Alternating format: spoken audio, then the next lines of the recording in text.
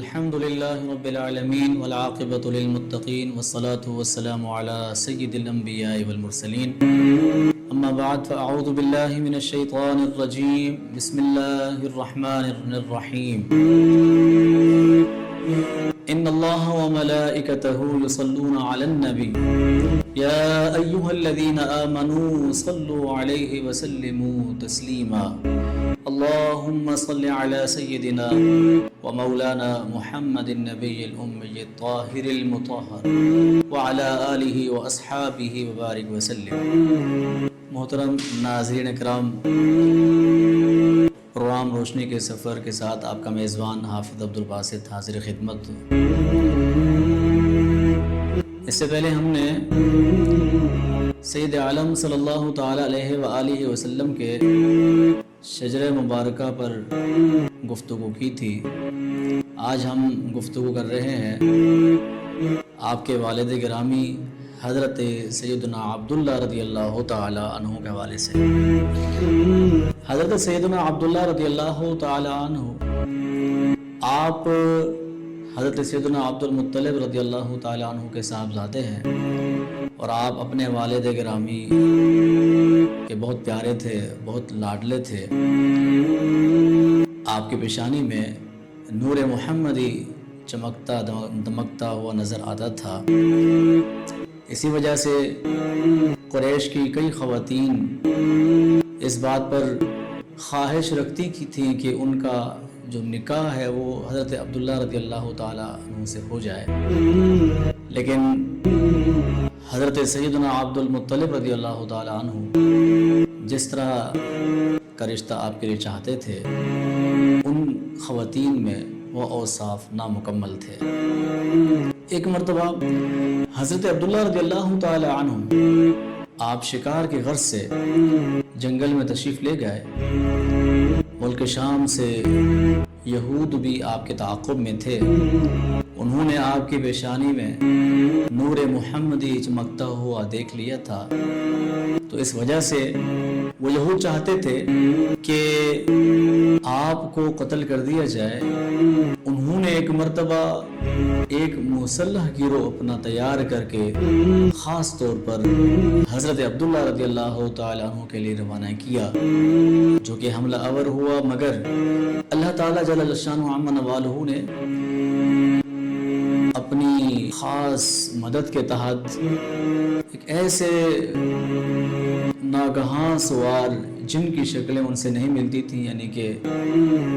ان میں سے کسی سے بھی ان شکلیں نہیں ملتی تھی، وہ اس انداز سے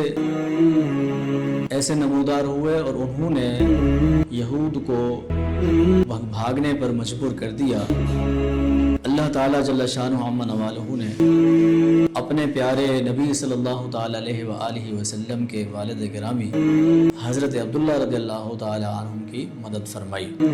یہ سارا منظر جنگل میں حضرت آمنہ رضی اللہ تعالی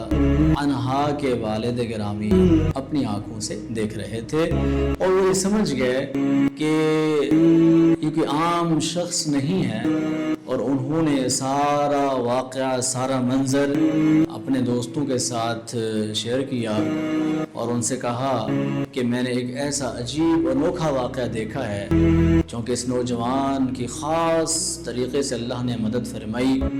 میں چاہتا ہوں کہ میری صاحبزادی کا نکاح وہ میں اس نوجوان سے کر دوں. تمام دوستوں نے انہیں مشورہ دیا، چونکہ حضرت آمنہ رضی اللہ تعالی عنہ کے والد گرامی آپ نے عقد نکاح کا پیغام حضرت عبداللہ کے والد حضرت سیدنا عبد المطلب رضی اللہ تعالی عنہ کو بھیجا. تو حضرت سیدنا عبد المطلب رضی اللہ تعالی عنہ آپ نے اس رشتے کو بالکل ویسے ہی پایا، تمام اوصاف حمیدہ کے ساتھ متصف پایا جو آپ چاہتے تھے. آپ نے رشتہ قبول کیا، کیونکہ حضرت عبداللہ رضی اللہ تعالی عنہ کا جو عقد نکاح اس وقت ہوا جب آپ کی عمر 24 سال تھی. 24 سال کی عمر میں آپ کا رشتہ جو ہے حضرت آمنہ رضی اللہ تعالی عنہا سے منعقد ہوا۔ پیارے آقا صلی اللہ تعالیٰ علیہ وآلہ وسلم کا نور نبوت جو کہ حضرت عبداللہ کی پیشانی میں چمکتا دمکتا نظر آ رہا تھا، وہ نور نبوت حضرت آمنہ رضی اللہ تعالیٰ عنہا کے بطن اطہر میں منتقل ہوا۔ یہاں یہ بات قابل غور ہے کہ جب پیارے آقا صلی اللہ تعالیٰ علیہ وآلہ وسلم کا نور نبوت حضرت سیدتنا آمنہ رضی اللہ تعالیٰ عنہا کے بطن اطہر میں منتقل ہوا، اس وقت اللہ تعالیٰ نے قریش کے جانوروں کو بولنے کی صلاحیت عطا کر دی۔ وہ جانور ایک دوسرے کو مبارکباد دینے لگے، چوپائے جانور، یہاں تک کہ مشرق کے جانور مغرب والوں کو، مغرب کے مشرق والوں کو مبارکباد دینے لگ گئے کہ اب ان قریب اس نبی آخر الزمان صلی اللہ تعالیٰ علیہ وآلہ وسلم کی ولادت با سعادت ہونے والی ہے جن کا ہم کو انتظار تھا۔ پیارے آقا صلی اللہ تعالیٰ علیہ وآلہ وسلم کے والدین کریمین کے ایمان کے حوالے سے یہاں میں کچھ بات عرض کروں گا۔ دیکھیں ایک بات یاد رکھیں، میرے محبوب صلی اللہ تعالیٰ علیہ وآلہ وسلم کے والدین کے ایمان کے حوالے سے یہ بات مسلم ہے کہ آپ مومن تھے۔ علماء کے 3 گروہ پائے جاتے ہیں۔ ایک وہ گروہ جو کہتے ہیں کہ پیارے آقا صلی اللہ علیہ وآلہ وسلم کے والدین کو مومن ہی کہا جائے، کافر نہیں کہا جا سکتا، اس واسطے کہ جب آقا کریم صلی اللہ تعالی علیہ وآلہ وسلم کے اعلان نبوت سے پہلے آپ کے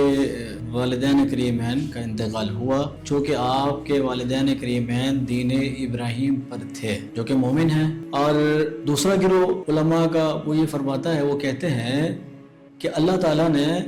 پیارے آقا صلی اللہ علیہ وسلم کے والدین کو زندہ فرمایا اور وہ آپ پر ایمان لائے، لہٰذا وہ مومن ہیں۔ سید عالم صلی اللہ تعالیٰ علیہ وآلہ وسلم ایک مرتبہ آپ